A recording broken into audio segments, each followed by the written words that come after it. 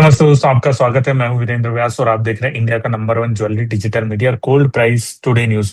और दोस्तों, सोने और चांदी के भाव में उठापटक लगातार जारी है। पहले भाव में काफी तेजी आई और उसके बाद फिर गिरावट देखने को मिली और फिर वापस से भाव कंसोलिडेट हो रहे हैं। तो आगे क्या कुछ भाव रह सकते हैं, इस पर बातचीत करने के लिए आज हमारे साथ एसएमसी ग्लोबल से वंदना भारती जी हैं। वंदना जी नमस्ते, स्वागत है आपका। नमस्कार वीरेंद्र जी, आपको भी और सारे दर्शकों को भी। और सबसे पहले तो हम आपको छठ पूजा की ढेर सारी शुभकामनाएं देंगे मैम। और जो हमारे दर्शक जो भी सभी पूजा करते हैं उन सभी को हमारी तरफ से ढेर सारी शुभकामनाएं। सो मैम, कैसे देख रही है? भाव में तो काफी उठापटक हो गई दिवाली के बाद सोने और चांदी में।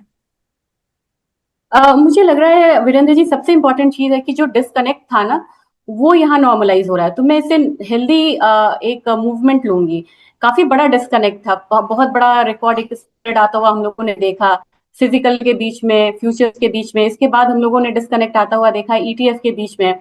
तो मुझे लग रहा है कि ये जो वॉलेटिलिटी आई है ना, दिस वॉज फॉर गुड। और मैं इसे मतलब पैनिक ना लेके मैं बोलूंगी कि ये मार्केट जो है वो सिंक्रोनाइज हुआ है यहाँ पे फ्यूचर्स और स्पॉट। तो मेरे ख्याल से अब यहाँ पे मार्केट थोड़ा सा कंसोलिडेशन मोड में आएगा और उसके बाद एक हेल्दी ट्रिगर पे चलेगा। जैसे कि अभी ट्रिगर्स आप देखिए कि यूएस वे शटडाउन की एक मतलब खत्म होने की यहाँ पे एक एक्सपेक्टेशन है। मार्केट उस पर रिएक्ट कर रहा है। मार्केट अब आने वाले सेंट्रल बैंक्स की मीटिंग पे रिएक्ट करेगा। मार्केट अब रिएक्ट करेगा कि टैरिफ टॉक कैसे यहाँ पे ईज हो रहा है या नहीं हो रहा है। तो नॉर्मल चीजों पे अब यहाँ पे गोल्ड मार्केट रिएक्ट करेगी और एक जो फिजिकल का एक रश था ना, उस चीजों को अब थोड़ा सा यहाँ पे ईज आउट होता दिख रहा है, जैसे सीएमए से एल में वापस जा रहा है फिजिकल गोल्ड हो या सिल्वर।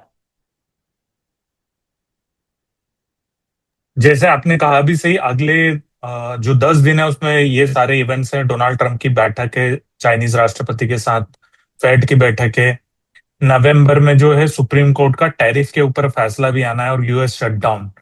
तो क्या ये वॉलेटिलिटी जारी रहने वाली है? और अब जो एक जिसको आप कह सकते थे क्रेजी रन था जो सोने और चांदी का, वो खत्म होके अब जो नॉर्मल चीजें हैं, जैसे आप कह रहे हैं कि उनके ऊपर मार्केट रिएक्ट करना शुरू कर देगा। जी वीरेंद्र जी, दर्शकों से मैं कहना चाहूंगी साथ में कि एक जो लीनियर रन था वो यहाँ पे खत्म हो चुका है। और हमेशा हम एक तरह की रैली एक्सपेक्ट नहीं कर सकते हैं। लेकिन इसका ये मतलब नहीं है कि हम यहाँ पे बेयरिश हो रहे हैं गोल्ड सिल्वर पे। लेकिन अब मार्केट यहाँ पे नॉर्मल ट्रिगर्स पे रिएक्ट करेगी आने वाले हफ्ते। जो हफ्ता जो है वो काफी इंपॉर्टेंट है।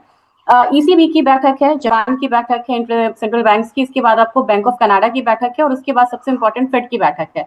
तो चार सेंट्रल बैंक्स की मीटिंग से पहले आज है फ्राइडे का दिन और मुझे लग रहा है इससे पहले पोजीशंस यहाँ पे वाइंड अप होंगे। तो जो नॉर्मल ट्रिगर्स है उस पर मार्केट यहाँ पे रिएक्ट करेगी और उसकी वजह से हम लोगों ने एक हल्का सा करेक्शन यहाँ पे आता हुआ देखा है।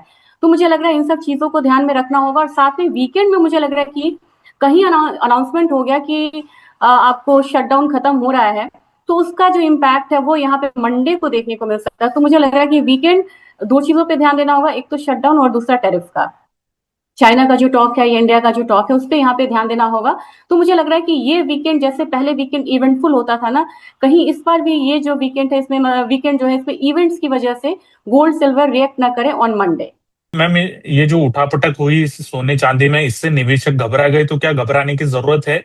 मैंने ये कहा था आपके इंटरव्यू में कि रैली अभी यहाँ पे कंटिन्यू रहेगी, लेकिन सेफली आप यहाँ पे प्रॉफिट बुक करिए क्योंकि अब यहाँ पे किसी भी समय में जब करेक्शन आएगा तो स्टीप करेक्शन होगा।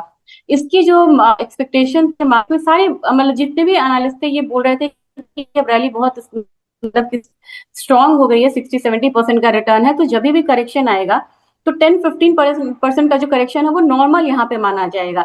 20% पे हम बोलते हैं कि हम बियरिश फेज में चलेगा, लेकिन यहाँ पे 20% पे मुझे नहीं लग रहा है कि बियरिश फेज लाएगा यहाँ पे गोल्ड और सिल्वर के लिए।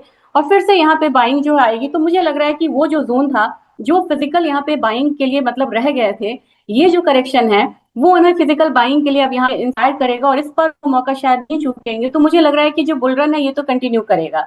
ये जो करेक्शन है इसको अब यहाँ पे आप देख लीजिएगा कि जब अगले क्वार्टर का डेटा आएगा और ये थोड़ा सा करेक्शन होके रहता है तो आप देखिएगा जो फिजिकल बाइंग है, ज्वेलरी बाइंग काफी ज्यादा आपको बढ़ जाएगी। मुझे लग रहा है कि निवेशकों को या ट्रेडर्स को इसको नॉर्मल लेना चाहिए। और नॉर्मली यहाँ पे और करेक्शन आता है, मुझे लग रहा है अगर बात की जाए तो $3900 मुझे एक्सट्रीम साइड लग रहा है कि सोना गिर सकता है। 4000 अगर तोड़ा तो $3900 का एक लेवल जो मैंने आपसे शेयर भी किया था, वहां तक आ सकती है। और सिल्वर में मुझे $47 के बाद $45 लग रहा है। अगर इसको भारतीय मतलब इसमें करेंगे तो मुझे 1,19,000 सोना मैक्सिमम साइड लग रहा है, डाउन साइड अभी का। और सिल्वर की बात की जाए तो सिल्वर 1,40,000, वो एक वैसा लेवल है जहां पे वृंद जी मैं मतलब कि यहाँ पे बोलना चाहूंगी, जिन्होंने कहा कि हम ETF बाइंग से चुके हैं, हम फिजिकल में बाइंग नहीं कर पाए हैं, डेरिवेटिव में हमारी रैली रह गई है, उन्हें वहां पे एंटर करने का बहुत बढ़िया मौका मिलेगा।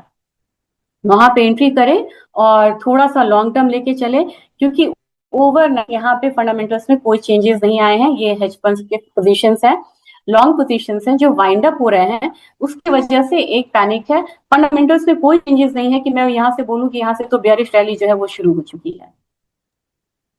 तो अभी भी आप लॉन्ग टर्म जैसे आप कह रही है, तो क्या देख रही हैं मैम सोने और चांदी का भाव आप?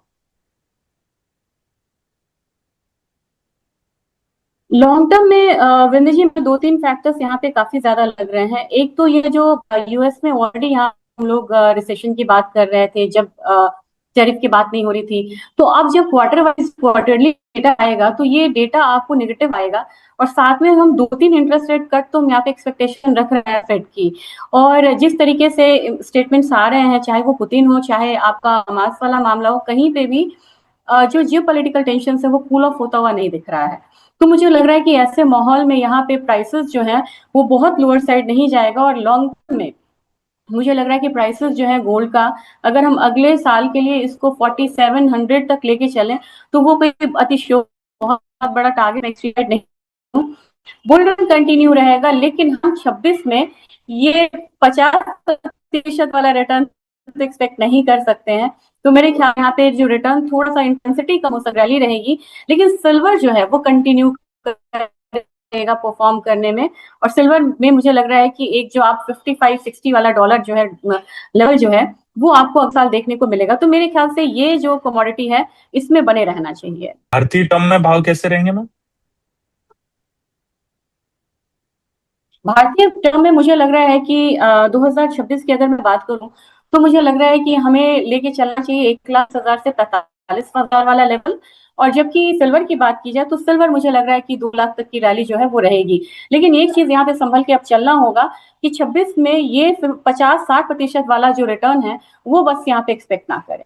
अभी 1-2 महीने में कुछ ज्यादा उठापटक की संभावना है? आपको क्या लग रहा है कि ये इस तरह की उठापटक चलती रहेगी, भाव कंसोलिडेट होते रहेंगे, या ट्रम्प की कोई न कोई नई ऐसी चीज आ जाती है जो फिर से उसमें आग लगा देती है?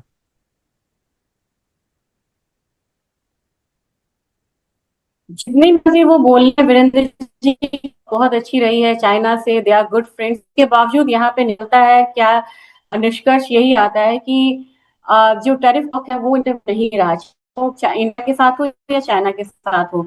वर्ल्ड की सबसे दो बड़ी इकोनॉमी जो है वो अभी भी यहाँ पे ट्रेड टसल में है। तो मेरे ख्याल से इससे इकोनॉमिक डेटा सुधरने वाला नहीं है। इसका इकोनॉमिक डेटा यहाँ पे ऑलरेडी वीक हुआ है। अगर देख ले 2025 का ग्लोबल ट्रेड डेटा देखे, ऑलरेडी डाउन साइड जा रहा है। तो मेरे ख्याल से ये सारे रीजंस बड़े अच्छे हैं। डी डॉलराइजेशन एक बहुत बड़ा मुद्दा है जिसकी वजह से गोल्ड जो है वो बहुत ज्यादा करेक्शन अभी देने की तैयारी में नहीं है। उठापटक बनी रहेगी, लेकिन ज्यादा जो बायस है वो अपसाइड का रहेगा। Thank you so much ma'am ये सारी जानकारी देने के लिए। और आप कोई डिस्क्लेमर देना चाहेंगे मैम? जी जी, अपनी कोई पोजीशन नहीं होती, लेकिन मेरी सलाह से क्लाइंट की पोजीशन जो है वो बनी हो सकती है उनके पोर्टफोलियो में। Thank you so much. और दोस्तों ये वीडियो हमने सिर्फ जानकारी के पर्पज से बनाया। अगर आप कोई खरीद बिक्री करते हैं तो अपने वित्तीय सलाहकार की राय लेकर ही काम करिएगा।